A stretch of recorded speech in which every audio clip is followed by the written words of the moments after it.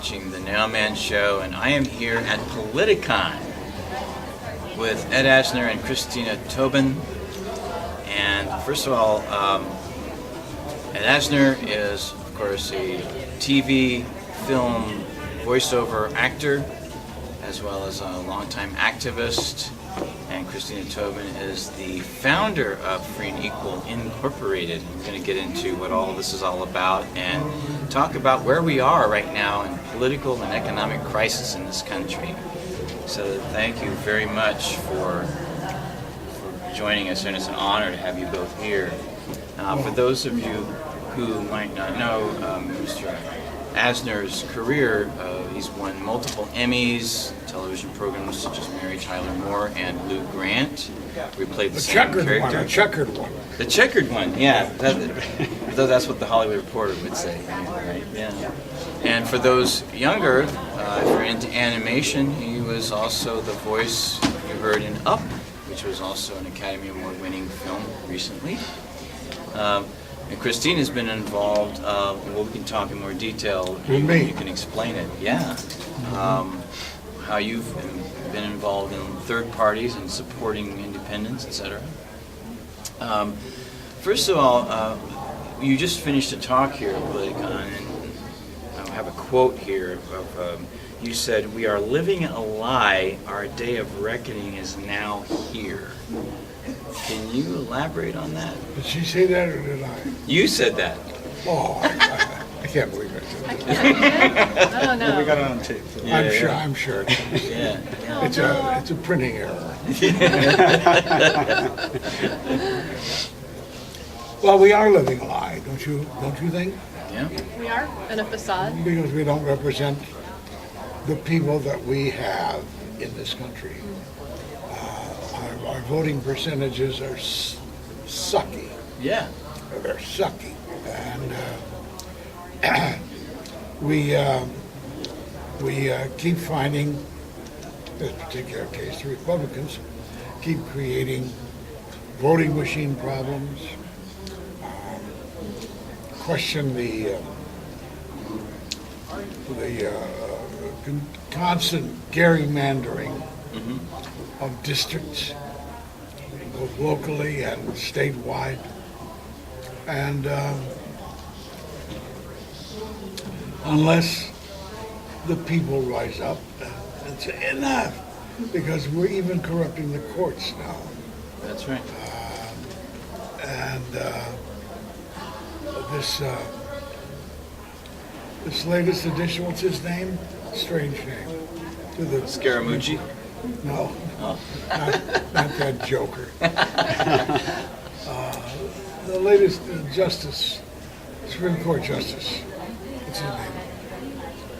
See, what kind of Americans are you? You don't even know. Yeah, I know. About to replace them all in. Yeah, I know. There's so many that. But, you know, It is an illusion, though. It is an I illusion. agree, a facade that we've been living in. That just the reality is that the two-party system has not been serving we, the people.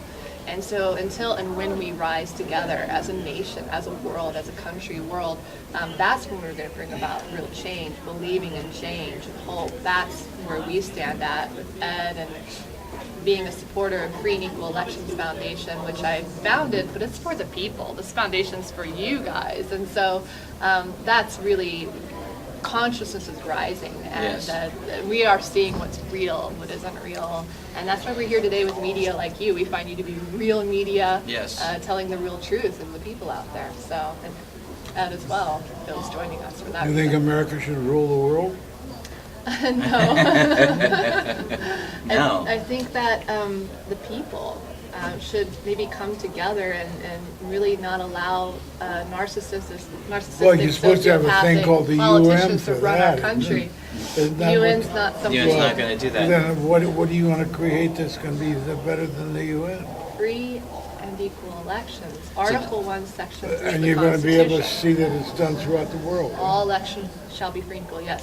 But we've got to fix the United States of America first. What about The whole world's proportional watching us. representation? Does that enter into fair and equal? Yes. Yes. Free and equal elections, proportional representation, I feel is Ranked choice voting. Alternative voting methods are solutions. So many people are talking about all the problems, the left and right, the divide. A lot of panels here at Politicon are that way. But I think more in the future are going to be about uniting and solutions and coming together. So definitely going in that direction. But one of the things that you don't see in Europe, which we see here, is like Citizens United, which opened the floodgates to private money coming into our process. I've interviewed people even on this show that will tell me, like in the Netherlands, for instance, lobbying money, private money going into the government is actually illegal, and you go to prison. And yet, it's the natural way of how business is done here. And obviously, Why? The Netherlands is such a little country oh, and has leakage problems. We don't have any of that. oh, do we? Do you want to become the Netherlands? You're going to have to put up dams and dikes. Oh, that's true, eh? Yeah. You keep out the water. Yeah. Not fun. That's not fun. Yeah, And there ain't much profit in it either. Yeah. Well, maybe you can make an analogy that we're putting up dams and dikes to democracy through the system that we have. That's why it's in a crisis. Oh, but those are okay. Because we have the electoral college. Now, what is the plan to go through the electoral system institutionally? What have you proposed? On the judicial side, last I checked, it's a two-party system Right. that Yeah. chooses who runs our judicial system, which is flawed. I mean, the fact that the prison systems are primarily filled with people because of past possession of marijuana. I mean, there's so much greed yes. and money, and then pharmaceutical, it's a whole nother thing. But as far as on the electoral side and institutionalized, I love that you brought up proportional representation. Talking about different alternative voting methods like score voting and approval voting, ranked choice voting, which is also known as instant runoff voting, which I think the Grammys used that. Maine just passed it. Oh, really? I see it spreading throughout the U.S. very quickly. What's that, proportional? Yes. Proportional. Yes, I mean, that is something very dear for over 10 years. I've been manifesting into free and equal elections. That's something I feel that would really So you're serve our starting elections. your strategy at the grassroots level, state, local, regional. Yes, real change. A wise man once taught me by the name of Mr. Ed Asner. Oh, God. At our Not him candidates again. forum in Cambria, California, where we're headquartered, real change starts from the bottom up. Has to. Gotta run for local office, and that's That's when you right. get into the. You gotta get youth your and getting hands dirty. That's right. involved. Well, as far as third parties are concerned, there's the one I talked to Michael Feinstein, Yeah, I know. who is he's been in the Green Party here in California since the He was the mayor 1990s. of He was the Santa mayor Monica. of Santa Monica. Over 1,000. Not the people- piano player. No, not the different guy. Different guy. Yeah. People ask me that too, like, oh, the piano player. No, this is a different guy. He says that over 300 Greens have been elected to local offices in California alone, over 1,000 nationwide since the 90s. And they do have, here and now, an infrastructure in place. Where, as you mentioned earlier, it's outrageous to have so much money just to get somebody on the ballot. What is that about? Huh. That's ballot access. In the 1890s, I think through the Australian ballot, it came about where they decided we're going to require a certain amount of signatures for candidates to get on the ballot. Yeah. And it just sometimes, or often, or pretty much always, is more signatures for third parties and independent candidates. So that's more of the stranglehold, the rigged system that, yes, Trump and Sanders touched into, but they didn't go into it. And so back into the voting methods, the ballot access, the closed presidential debates, the commission on presidential debates, and so on, gerrymandering. These are things that we will fix. We have to. The latter's not an option. Well, it's so when the discussion about alleged rigging, like for instance of the primary, 2016, the Democratic primary. I mean, what do you call superdelegates, for instance? Just that concept alone. How can you say that I'm voting before the actual election happens? It doesn't make any sense. And what is your take on that? Well, that's a good, if you're super, you gotta flaunt it. Yeah, I guess so. Like a superhero, right? Gotta show everybody you are. Why I oughta. Who else is gonna call him super? That's right. I mean, when the election's over, they're gonna forget about the super. They're gonna Well, you know, back like in So superinflated egos, superinflated too. egos. That took a pass, didn't it? Ego needs Well, to. well, you can go all the way back to like 1944 with Henry Wallace, you know, who was. Oh, what a hatchet job they did on him. Yeah, I know, Woo! right? Good, yeah. And, you know, and of course, The other thing is, Lincoln was the first Republican ever elected, right? yeah, that's right, that's right. Before And- that, it was the Whigs. And just because, you know, Henry Wallace was a socialist and a pacifist, you know, the business people that made the atomic bomb were thinking, oh, well, we can't test this now if we have a president that's a pacifist. What do you think about that? That's a historical thing that we didn't get in school, but if you think about That's it. not an actual quote you gave us. What's that? That's not an actual quote you gave us. A quote? No. But he was a pacifist. I know he was a Yeah. and he was a wonderful progressive. Yeah, yeah. But I don't know that the fascists did say we can't have Wallace in. Oh, yeah, yeah. Passive. We can't say it's a quote. Yeah, yeah.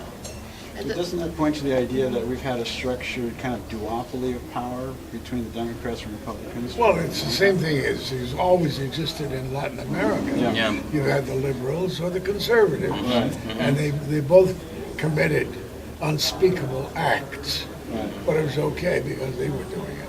But even Right. in American political history, you look at Democrat and Republican, even in foreign policy, liberal or conservative, during the Cold War era, the Red Scare, they were very close together, even up to today, if you look from a foreign policy point Yeah. of view. And as you, I Yeah. think you rightly said in the conference, regardless of the gentleman's response about uber alles, there is truth that we are an empire.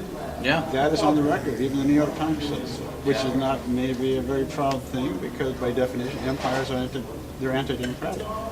So we have a contradiction. Also, they don't last. They don't last. That's I right. think people have to tell people that.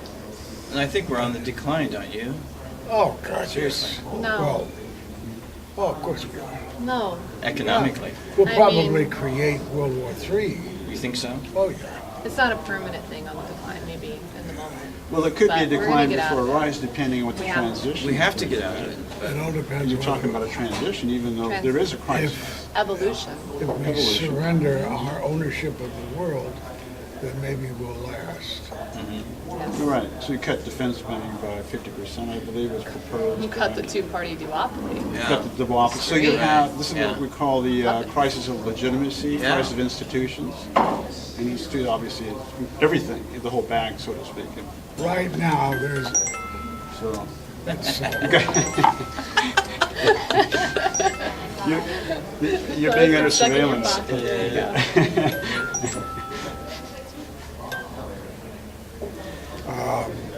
right now, there is a potential bill lurking in the Congress. And it has enormous numbers of supporters in both houses that to criminalize anybody who pushes the boycott bill on The Israel. BDS Oh, movement. yeah. Right. Yeah. To make it a felony, which Yeah. apparently has been argued Like that. 20 years in prison, Right. hundreds of thousands of dollars fine. Right. Wow. Now this, who is spinning whom? Right. Are we controlling Israel, or is Israel controlling us? That's a good point. Don't we give them something like $40 billion a year? And where does that money go? Yeah. And what are they required to do with that money? Buy our military? Wouldn't that be another That's form the of prime- money in politics, though? Because now we're engaging domestic and foreign policy infused together through money. Yeah. And that's one of the other problems we have in institutions, because people are saying, well, why don't we take care of ourselves first, take care of our economy, and get out of the empire business. But you have other overseas connections and businesses, because we're a globalized economy. Right. And you got some very big, powerful players. Right. And it actually revealed itself through the Trump administration, where he says, well, his rhetoric was what? We're going to bring jobs back to America. And he played kind of the everyman rhetoric, when in fact he's the penultimate capitalist billionaire. Right. And Right. so Who doesn't even pay his people well. we're in an Yeah, age of yeah. irony. We're in an age of massive contradictions, and I think that leads to the political confusion we addressed earlier. That's How do right. we clear that up? And back to what you're saying, you should start with electoral system. Yeah. You know, We need to get people into local offices on all levels. You know, focus on that and get people engaged. I'll buy that. Yeah. Yeah. The confusion is also a strategy of the system, but we're going through it. The parties are breaking down into smaller Right. parties, and eventually people realize as those smaller parties become larger, they inevitably become infiltrated. right. Yeah. So, We don't have time for that. and I mean, We're we- running out of time. We or know we can just a have lot of people have not recovered from the 2008 economic crisis. You know what I mean? And we have people, there's underemployed, re-unemployed, off the records. I mean, and 94% of the jobs that were created during the Obama administration were temporary part-time gig jobs. Really? And low wage. 94? 94%. That was, and those were the two economists that worked with Obama. So they're not, they're admitting that. So with 4. Yeah, yeah. Yes, worked for Obama. There is a difference, right? And the Oxfam statistics each year keep getting worse and worse that they release in Davos, Switzerland every year in January. Last year, when I first reported it on my show, there was something like 80-some people had as much wealth as the bottom 50% of the world's population. This January, 8 people. I mean, and nothing's being done. There's no discussion about short-term or long-term solutions for that. What do you think about universal basic income? There's a pilot program actually I like in that. Finland right now that's actually working well. It's a great idea. Yeah. Until and when we get accountable people in office, I don't trust anything that Congress pushes through or tries to push through or gridlock. I just don't trust the people that are in Congress right now. You follow the money, and they care about money and themselves more than we, the people. I think you're addressing So a very it's a important great- issue. Yeah. How Once do we get you accountable hold- people in, we can talk about those issues and let people locally decide if universal, if that's what they want. Yeah. Let the people decide. How would you, if you were designing, how would you redesign it to hold them accountable? So when they get elected, they cannot change their words or promises. That's the system we have. That's a Once they get problem. elected, That's a huge they problem. jettison the voter and then kind of go on autopilot. and create- I mean, term limits is definitely Yeah. something that Term would limits. probably, with accountable people in office, let's serve one term, it's a duty, it's not gonna be, it's gonna be a tough job, not big money pension payouts, which is the way it is currently and shouldn't be. These multi-million-dollar gold semi-plated whatever pensions are definitely a big reason why we're in a Yeah, deficit and too. the corporate So- subsidies, when the people, like for instance, if Obama had given everybody $30,000 instead of bailing out the banks, we'd be in a whole different situation right now. And I want to wrap this up real quick. We've got about a couple of minutes or so. I think a long-term solution, to get your view on this, is the workers taking ownership of the means of production, whether that's factories, offices, stores. What society did that work in before? And why would it maintain? It was Yeah. practically employed, wasn't it? Well, in Italy right now. In Basque region, Spain, Yeah. Catalan is most Yeah. famous. Right. Which was successful, actually, That's because right. that was obviously during the height of the Civil War, too. That's right. That's But right. right now, Mondragon in Basque right now is a multi-billion-dollar, up and running, Yeah. community, it's like a federation. And they have Mondragon? Mondragon in Spain, in In Basque Basque region. In fact, region there's a of USA version. I believe the United Steelworkers are working with them to Yes, bring it to the that's United right. States. They're working with them. They also have joint projects with Microsoft as Right. well as General Motors. And they right now have over 75,000 people in their cooperative total, hundreds of companies. They have a university, a bank, an IT department. Italy actually has the most cooperatives because the government actually has a more thorough law that they offer support for people to help them create the worker cooperatives. So guess what? They have the most. So it can be done, and There's no political will. That's right. Like everything else.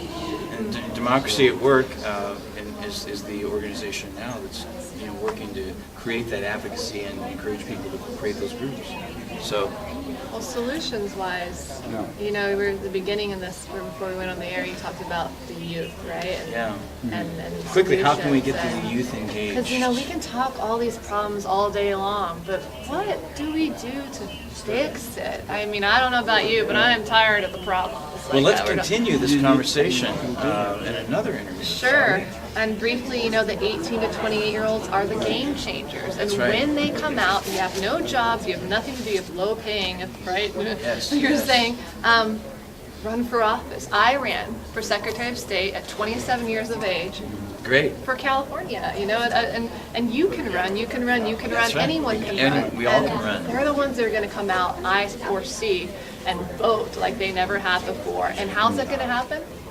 Dr. Ron Paul once said, I like to switch his quote around, finally. If we're ever going to bring about revolutionary changes, I like to drop the R and say evolutionary changes. Two things would need to be involved. The youth and music. I like That's that. what's going to Yeah, happen. I like that. United we stand. That works with me. Festival music is the key. That energy, that frequency that brings us all together. Let's make it fun to run for office and get I- engaged and I become agree. informed and educated. So, any more words, And Ed? final thought, Ed? No, not listening. Well, thank you so much, George Kallas, Thank you very Christina much. Tobin, Ed Asner. This is Niswander. You've been watching the Nowman Show at Politicon.